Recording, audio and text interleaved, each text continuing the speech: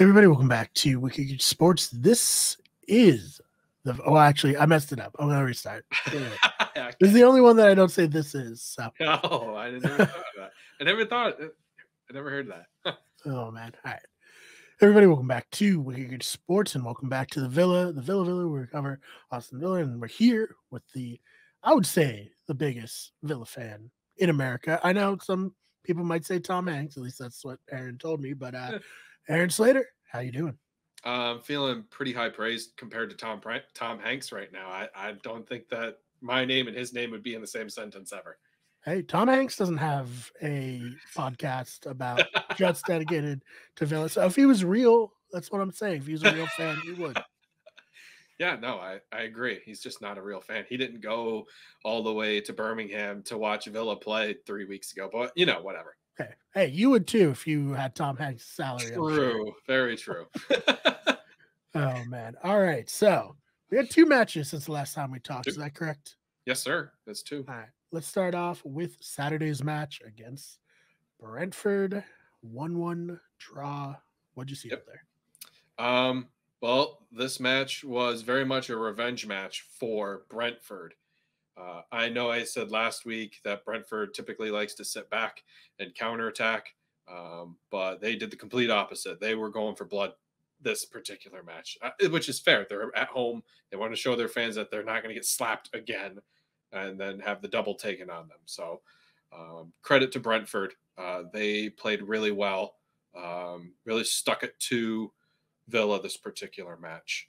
Both halves were pretty much the same. It was very uncharacteristic of how Villa have been playing in previous matches here. Brentford played exactly how Villa played actually against Newcastle last week. They were better at 50-50 balls. They were better quality attacking. They really were just on the front foot for everything. So the fact that Villa was able to sneak a point here was pretty critical, actually. What I think a lot of teams are taking advantage of right now is Ashley Young's age. And I've said it before. I've been very critical about Ashley Young. I mean, he's what we're with right now. Unfortunately, Cash is injured, so that's the hand we're dealt. It was his fault on the back post, giving up that goal to Tony. Tony did a lot of work to score that goal, but Young absolutely whiffed on the cross coming in. Whiffed. Just the replay was terrible. It was so sad to see. He couldn't get any more whiff if he could try. And right. Who is it? Emi Martinez actually got subbed out at half because he had a tummy ache. Legit. He was sick. He actually played. He tried to Jordan it, but the sickness was a little too much for him. Hey, as a chronic tummy ache sufferer myself, my condolences go out to him. My empathy. Yeah, that's fair. I don't have those problems, so I understand. I don't have that understanding. Right. I apologize. I mean, as long as he didn't do, poopy in his pants, so that's probably. Yeah, they call that the alleged Lamar Jackson in the States, but can't be proven. No. Oh well. So Villa, this particular match, there was a lot of doom in this match. They were a little slower. They couldn't get the final third ball going, into Ollie. Brentford did a really good job manning up Ollie with Pinnock, a very large man, individual defender. And, like I said, they just weren't winning 50-50 balls. They were getting killed in the middle of the pitch, and it showed in this match. But it wasn't all doom and gloom, really.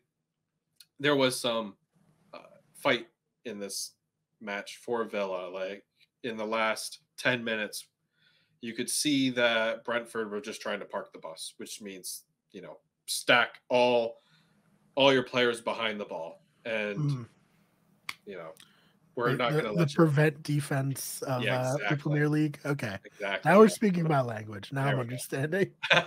It's like putting the third safety or the Yep. wide receiver for cover, Hmm. 6 or whatever. It's like whatever we do, don't let them score. And then, but what happened? That Villa scored. They It didn't said, work. Much like prevent defense, often it doesn't yeah, work. exactly. They were. That's why this was so important too. They were able to break down a defense that is trying to prevent them from scoring more critically. They were able to take advantage of the space that they were given. Who was it? Luca Dean? I can't remember who put in the cross, but they put in well whipped balls with pace and threat and depth. Douglas Luiz was able to knock it in. It pinged around to some people, but when he scored, you could see how much it meant to him and the Villa players, how much spirit they had to fight with the fight. So it was good to see that Villa just didn't give up. No, definitely. And like you said, good to see them escape here with some points. Yeah, it keeps the European title race alive. Definitely.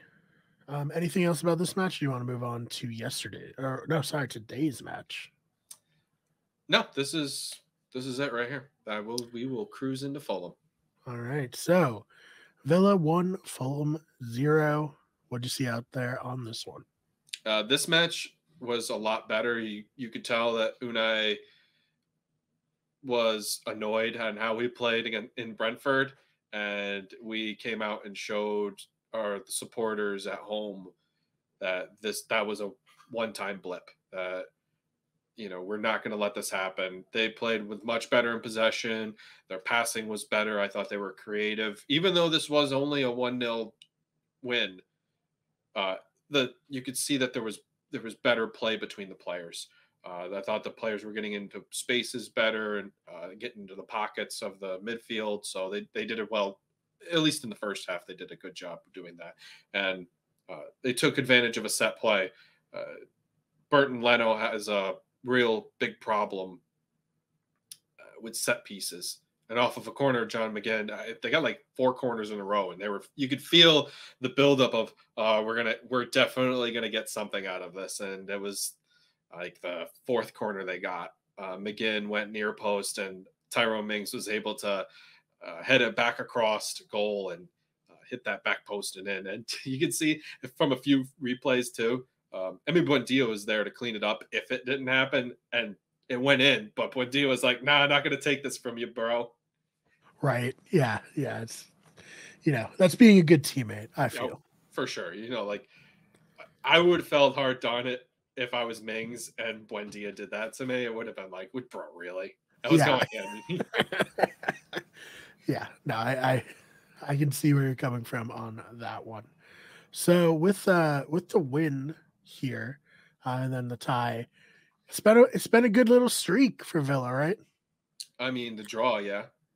Yeah, the draw. Sorry. I'm working on it. It's not perfect. The vocabulary will come. Don't worry. Yeah.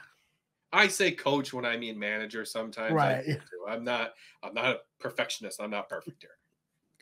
Oh, well, that's good because I certainly am not. But, yeah, so to the last like 2 months, those are pretty good. Kind of take me through that.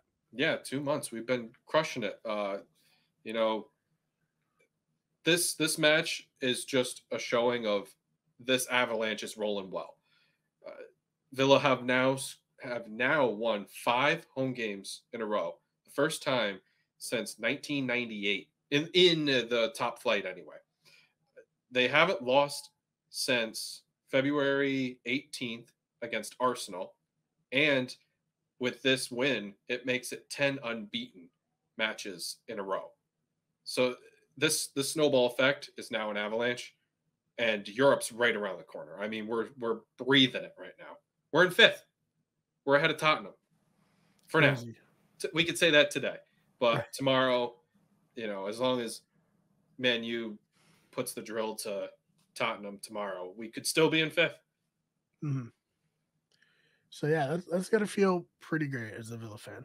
Yeah, I mean that's an automatic bid to Europa, which is the step below Champions League, but Mm. above European Conference. Okay. There's three. The third one, European Conference, is a new one that they involved 3 years ago, I believe, and it's just it's more money for smaller clubs. That's really what it comes down to. Yeah, I'm gonna be honest. All the soccer stuff is very complicated. I'm still trying to get used to it. When I saw Wrexham got up to a new league, I was like, oh, they must be close to the Premier League. Not really. No. They still got to get through. Is it 2, then 1, then the Championship, then they're in the Premier League? It's crazy. Yeah. There's so much. There's so many levels to this division. It's crazy. It's so crazy. Yeah. But yeah, no, this is so exciting. And I mean, I say it every week, but like, what a time to start a podcast. It feels so good. I love it. I'm so glad that we're able to share our love for soccer and my love for Villa. It's fantastic. And I want to just I want to keep the good faith going and the good, not really faith, but the good life going with Villa here. Absolutely. So, you mentioned, they're 5 right now. They got a matchup with 4, Manchester United, coming up. What are your thoughts on that match? This match is going to be tough. It is really going to be a tough match because it's at Old Trafford. And we want to say we beat them a few months ago at Old Trafford. Man, I might be wrong about that one. Give me a second. I might look back. It was one of Unai's first appointments. No, it was a home game. We lost to them. It was an FA Cup, I believe. But either way, we still put in goals. As long as Harry Maguire starts, we're gonna put in goals. He's so bad. That center back is so bad, and I'll take a draw this match. I will definitely take a draw. That's not me copping out because of how good they are. So I'm not entirely confident that we'll win, but we'll get points. We'll get a point for sure. All right. Well, I look forward to that. And of course, we'll be covering it next week when we have our next episode. So with that said, anything that we didn't mention that you wanted to? No, I believe we are all set on the Villa front. Awesome. Anything you want to promote before we get on out of here? Heck yeah. Immediately after this, we're gonna record Swinging at Shins, and it'll be you and I today. Yes, yeah, filling in for Brett. Big shoes to fill. But luckily we have you for all the knowledge. I just gotta keep the train on the tracks as it is. Good, because I tend to go wee. And somebody's pulling the lever on the other side. Yeah, so keep it on the tracks, make some jokes, get out of there, and give people what they want. So if you're interested in listening to that, top link in the description down below, also on Spotify, Apple Podcasts, pretty much every wherever Anchor decides to drop. Yeah, Anchor throws it out. We don't think too hard about it. We just let it do its thing. Yep. And same for this show, Everywhere Podcasts. It's on YouTube. Please subscribe if you liked it, and thank you so much for your time. Thank you, Brian. We'll see you all in the next one.